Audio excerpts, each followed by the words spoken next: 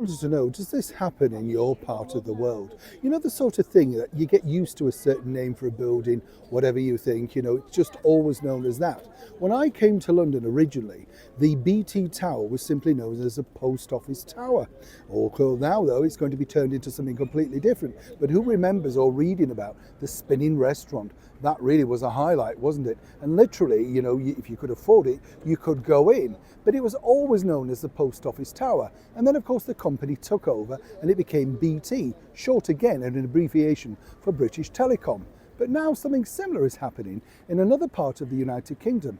And I wanted to share this with you because do you agree with this or not? Neil Sean here in the very heart of Hyde Park in a beautiful setting. I just wanted to share this with you, as I say, because I love to find out what other people think. Am I just an old grump in Dometown?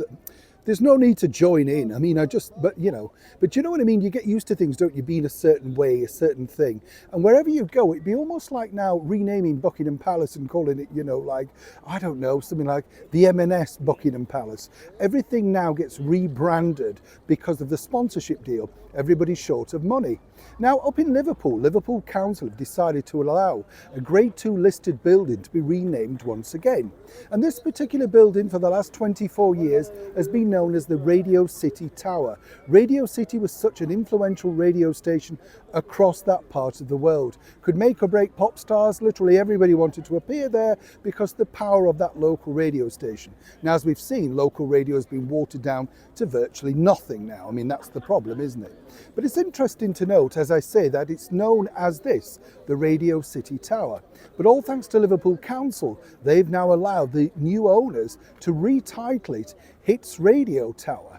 Now, this is because of a company called Bauer Media. Bauer Media, of course, own many radio stations like the Greatest Hits over here in the United Kingdom.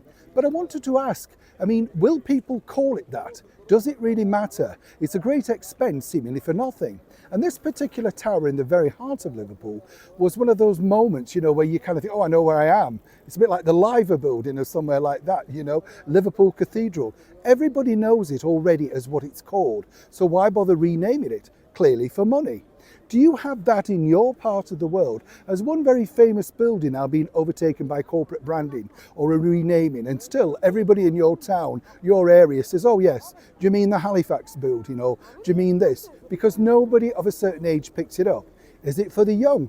Are we being a bit grumpy? Does it really matter what buildings are called? But then history's lost. And for many people who tuned in to the brilliant radio station that was Radio City Liverpool, well, this particular piece of history, after 24 years plus, is about to slink away. And is that right or wrong? As ever, get into the debate and do let me know what you think in the comments below. And please like and share.